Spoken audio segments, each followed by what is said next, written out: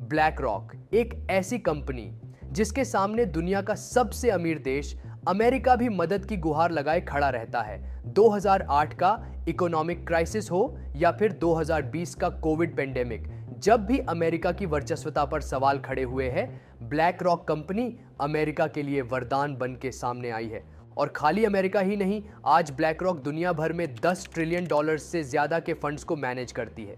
ये नंबर कितना बड़ा है, इसका अंदाजा आपको इस बात से लग जाएगा कि इंडिया, जो आज के समय में 3.7 ट्रिलियन डॉलर्स की जीडीपी के साथ दुनिया की 5th सबसे बड़ी इकोनॉमी है, ब्लैक रॉक इससे 2.5 गुना से भी अधिक के एसेट्स मैनेज कर रही है। दुनिया की टॉप कंपनीज जैसे एप्पल, माइक्रोसॉफ्ट, गूगल, मेटा आज ब्लैक रॉक द्वारा ही कंट्रोल की जाती हैं। दोस्तों, ये कंपनी अमेरिका, यूरोप और यहाँ तक कि चीन को भी अपनी उंगलियों पर नचा सकती है। जब भी बड़े बड़े देशों को पैसों की ज़रूरत होती है तो ये देश ब्लैक रॉक के आगे हाथ फैलाकर खड़े हो जाते हैं। ये कंपनी शैडो बैंक की तरह काम करती है। आज जो हम खाना खा रहे हैं, पानी पी रहे हैं, बीमार पड़ने पर जो दवाई खा रहे हैं, उन सभी चीज़ों पर कहीं ना कहीं ब्लैक रॉक कंपनी का कंट्रोल है। इतना ही नहीं, रशिया यूक्रेन वॉर में जब यूक्रेन की इकोनॉमी की कमर टूटी हुई थी, तब ज़ेलेंस्की ने पूरे यूक्रेन देश के फंड्स की चाबी और किसी को नहीं बल्कि सीधा ब्लैक रॉक कंपनी को थमा दी थी।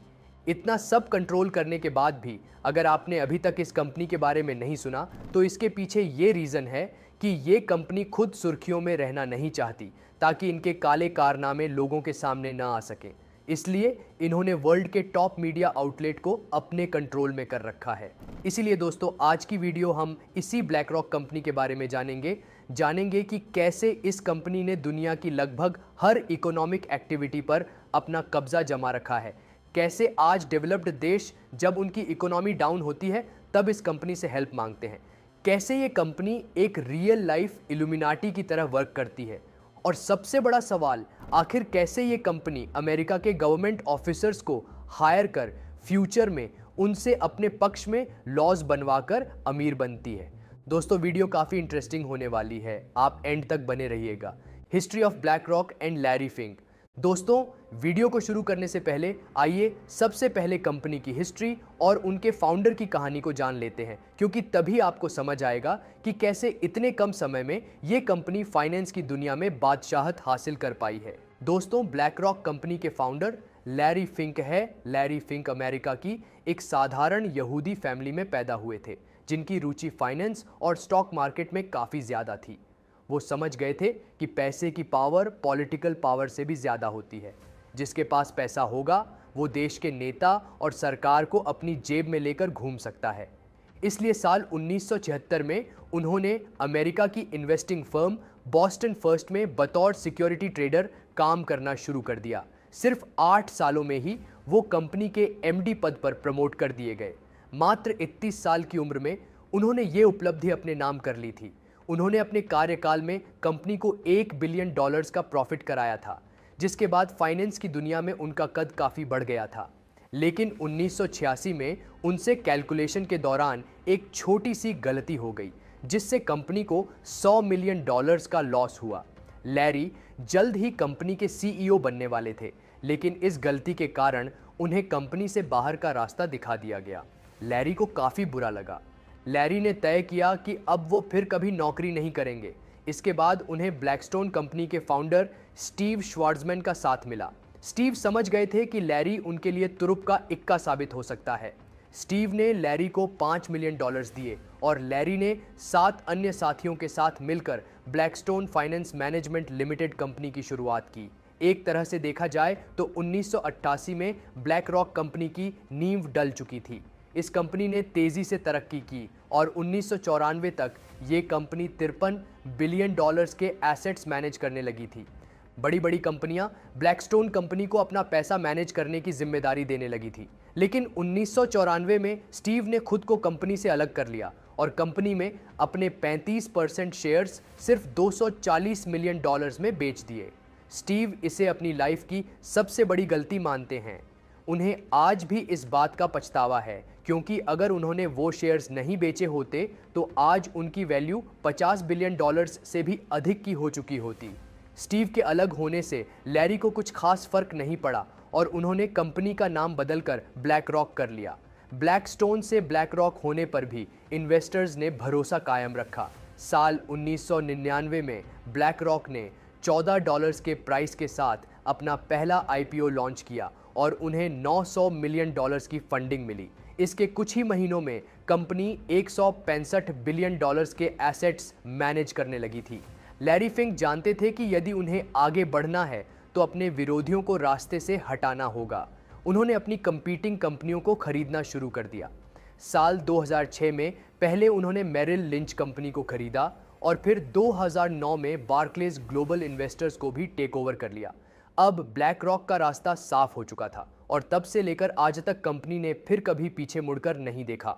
Overview of black rock. दोस्तों, ब्लैक रॉक को आज दुनिया की सबसे पावरफुल एसेट मैनेजमेंट कंपनी माना जाता है, जो दुनिया के कई देशों और कंपनियों के फंड्स को मैनेज करने का काम करती है। ये company insurance fund, pension fund, bonds, securities और स्टॉक्स को रेगुलेट करती है। इसके अलावा रियल एस्टेट सेक्टर में भी ये कंपनी डील करती है। आज ब्लैक रॉक के दुनिया के 38 देशों में 89 से अधिक ऑफिस हैं और 100 से अधिक देशों में कंपनी के क्लाइंट्स मौजूद हैं। सभी कॉन्टिनेंट्स पर इस कंपनी की प्रेजेंस है। ये कंपनी आज के समय में $10 ट्रिलियन से अधिक के एसेट्स मैनेज कर रही है। दोस्तों, $10 ट्रिलियन यूएस, चीन के बाद हर देश की जीडीपी से ज्यादा पैसा है। लेकिन दोस्तों, ऐसा नहीं है कि ब्लैक रॉक कंपनी ने इतनी बड़ी कामयाबी इतने कम समय में ऐसे ही हासिल कर ली। दरअसल इसके पीछे कंपनी द्वारा लिए गए ऐसे कई फैसले हैं जिन पर आज भी सवाल खड़े किए जाते हैं। Economic crisis is not any limitation.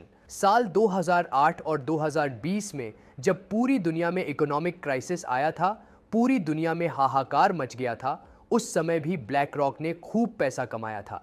साल 2008 में लेमन क्राइसिस के दौरान अमेरिका सहित दुनिया के तमाम बड़े देशों की इकोनॉमी डूब रही थी।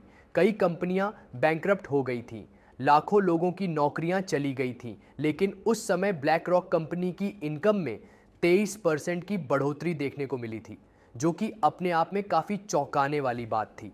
इतना ही नहीं दोस्तों, अमेरिका को उस समय इकोनॉमिक क्राइसिस से बाहर लाने में भी ब्लैक रॉक कंपनी का इंपॉर्टेंट रोल रहा था।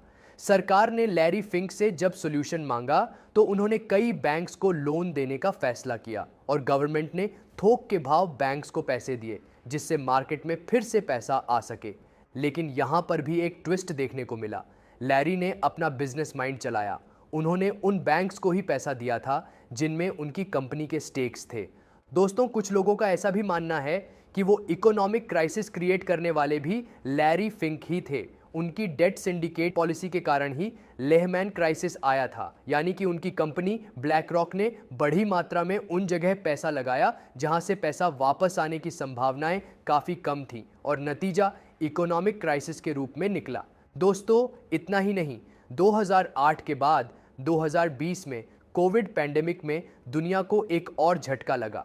उस समय भी ब्लैक रॉक ने प्रॉफिट शो किया था, साथ ही कई कंपनियों को दिवालिया होने से भी बचाया था।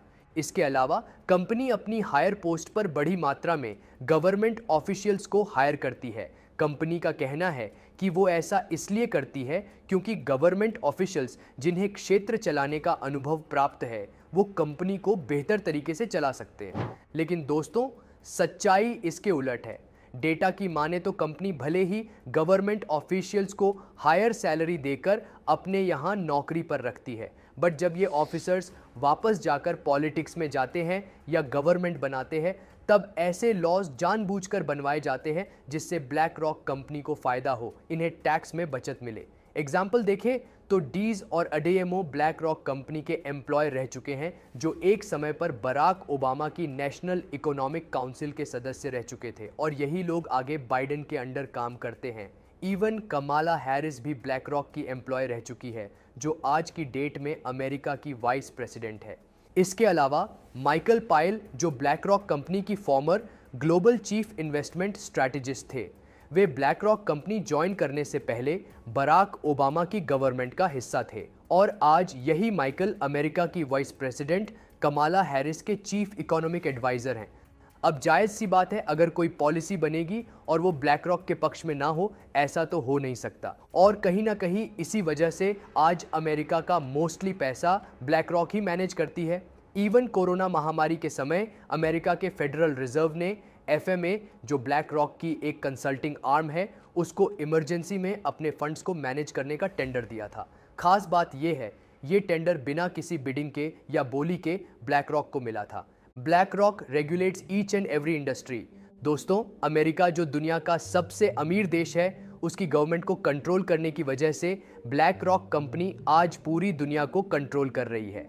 असल में Pepsi, Coca Cola, Walmart, Cisco, McDonald, Johnson and Johnson, Mastercard और वीज़ाकॉम जैसी सभी कंपनी में ब्लैक रॉक के स्टेक्स मौजूद है। यानी आप अपने क्रेडिट या डेबिट कार्ड से भी अगर कोई ट्रांजैक्शन कर रहे हैं तो उसका फायदा ब्लैक रॉक को हो रहा है। इंडिया की भी कई कंपनियों में ब्लैक रॉक ने इन्वेस्ट किया हुआ है। Infosys, Reliance, HDFC, ICICI bank, Axis bank, Maruti Suzuki, TCS, Mahindra and Mahindra और अल्ट्राटेक सीमेंट जैसी कंपनियों में ब्लैक रॉक की मेजर होल्डिंग्स है।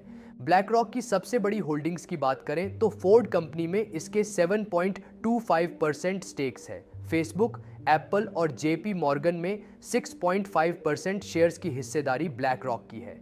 अल्फाबेट इंक में 4.48%, डॉइचे बैंक में 4.8%, वेराइजन में 7.5% के अलावा माइक्रोसॉफ्ट, अमेजॉन और एनवीडिया जैसी कंपनी में भी ब्लैक रॉक के अच्छे खासे शेयर्स मौजूद है और सभी कंपनियों में ये टॉप इन्वेस्टर्स की लिस्ट में ही मौजूद है। ब्लैक रॉक जिस भी कंपनी के शेयर खरीदती है, उसके शेयर्स में एक तेज उछाल देखने को मिलता है, यानी उस कंपनी की तो चांदी ही चांदी हो जाती है। हाल ही में अप्रैल 2024 में भारत की दो कंपनी इलेक्ट्रो स्टील कास्टिंग्स और पीटीसी इंडिया लिमिटेड में 207 करोड़ के शेयर्स खरीदे थे। ब्लैक रॉक के इन्वेस्ट करते ही कंपनी के शेयर्स में 11% तक का उछाल देखने को मिला था। दोस्तों, आज के समय में चाइना में भी ब्लैक रॉक का इन्फ्लुएंस बढ़ रहा है। असल में यूएसए ने अपनी चाइनीज कंपनियों में इन्वेस्टमेंट पर बैन लगा रखा है और कई चाइनीज कंपनीज को ब्लैक लिस्ट भी किया हुआ है। लेकिन यूएसए के ब्लैक लिस्ट करने के बावजूद आज उन कंपनियों में ब्लैक रॉक इन्वेस्ट कर रहा है। चाइना की रियल एस्टेट मार्केट और म्यूचुअल फंड सेक्टर में लैरी फिंक की कंपनी का दबदबा मजबूत हो रहा है। आने वाले समय में शायद चीन को भी लैरी फिंक अपनी उंगलियों पर नचाते नजर आएंगे। दोस्तों, ब्लैक रॉक वैसे तो खुद को environmental and social friendly company बताती है, लेकिन दूसरी ओर उन कंपनियों में भी ये इन्वेस्ट करती है जो क्लाइमेट चेंज के लिए रिस्पॉन्सिबल है और फॉसिल फ्यूल्स के यूज को जहां बढ़ावा मिल रहा है। Oil and corporation company Exxon Mobil में ब्लैक रॉक की 6.7% की हिस्सेदारी है। केवल ये कंपनी आज वर्ल्ड के 2% कार्बन एमिशन के लिए जिम्मेदार है। इसके अलावा गन मैन्युफैक्चरिंग जैसे बिजनेस में भी ब्लैक रॉक ने निवेश किया हुआ है। इससे कहीं ना कहीं कंपनी का डबल स्टैंडर्ड भी देखने को मिलता है। यानी एक बात साफ है, लैरी फिंक और उनकी कंपनी को इस बात से कोई फर्क नहीं पड़ता कि कंपनी सही काम कर रही है या नहीं, उसकी इन्वेस्टमेंट नेचर के लिए हार्मफुल तो नहीं है या फिर वो समाज के लिए ठीक है या नहीं। ब्लैक रॉक को सिर्फ अपने प्रॉफिट से मतलब है और यही वजह है कि साल 1999 से लेकर 2020 तक इस कंपनी ने 7,539% की बेहतरीन ग्रोथ की।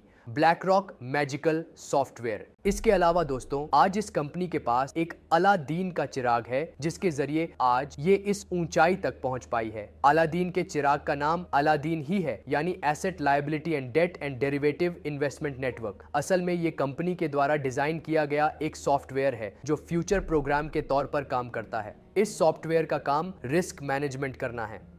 अलादीन सॉफ्टवेयर ग्लोबल इवेंट्स और रिस्क पैरामीटर्स को मेजर करते हुए एआई के जरिए ये बताता है कि कहां पर इन्वेस्ट करना सही रहेगा और कहां पर पैसा डूबने की आशंका है। दुनिया के लगभग सभी देशों और हजारों कंपनियों के डेटा को कैलकुलेट कर ये सॉफ्टवेयर अपनी रिपोर्ट देता है। 50,000 से अधिक यूजर्स इस सॉफ्टवेयर का यूज कर रहे हैं। बड़ी बड़ी कंपनियां करोड़ों रुपए इस सॉफ्टवेयर को यूज करने के लिए दे रही हैं और आज 21 ट्रिलियन डॉलर से अधिक के एसेट्स सिर्फ इस सॉफ्टवेयर के जरिए मैनेज किए जा रहे हैं। इसी के थ्रू जापान अपने 1.5 ट्रिलियन के पेंशन फंड को रेगुलेट करता है। World's largest companies Apple, Microsoft और गूगल्स पेरेंट फर्म अल्फाबेट, ये तीनों अमेरिका की सबसे बड़ी US public companies BlackRock के अलादीन सिस्टम पर ही रिलाई करती है। लेकिन दोस्तों, इस कंपनी के बारे में इतना सब कुछ जानने के बाद आपके मन में एक सवाल शायद उठ रहा होगा कि अगर ये कंपनी इतनी बड़ी और विशाल है तो इसके बारे में मीडिया में ज़्यादा खबरें क्यों नहीं आती। असल में ये भी कंपनी की अपनी एक पॉलिसी है। लैरी फिंक नहीं चाहते कि उनकी कंपनी मीडिया में ज़्यादा आए। अगर मीडिया में कंपनी की खबरें छपने लगेगी तो हर छोटे बड़े फैसले पर लोगों की नज़र रहेगी और लैरी फिंक अपने फैसले प्राइवेट रखना ही पसंद करते हैं और वो ऐसा करने में इसीलिए कामयाब हो जाते हैं क्योंकि दुनिया की 90% मीडिया पर भी ब्लैक रॉक का कंट्रोल है। अधिकतर सभी बड़े मीडिया हाउस में ब्लैक रॉक ने इन्वेस्ट किया हुआ है। फॉक्स में 18%, CPS में 16% और कॉमकास्ट में 13% की हिस्सेदारी ब्लैक रॉक की है। यही वजह है कि कोई भी मीडिया हाउस ब्लैक रॉक की मर्जी के बगैर उनके बारे में कुछ नहीं छाप सकता। तो दोस्तों, ये थी ब्लैक रॉक और इसके फाउंडर लैरी फिंक की पूरी जानकारी। उम्मीद है कि आपको ये वीडियो पसंद आई होगी। अब सभी को इस बात का इंतज़ार है कि जियो ब्लैक रॉक कंपनी भारत में क्या टहलका मचाएगी। इस कंपनी में लैरी फिंक और मुकेश अंबानी दोनों ने 15-15 करोड़ डॉलर्स इन्वेस्ट किए हुए। कंपनी क्या गदर मचाएगी ये तो समय के साथ पता चल जाएगा। आपके इस पर क्या व्यूज़ है हमें कमेंट करके ज़रूर बताएं।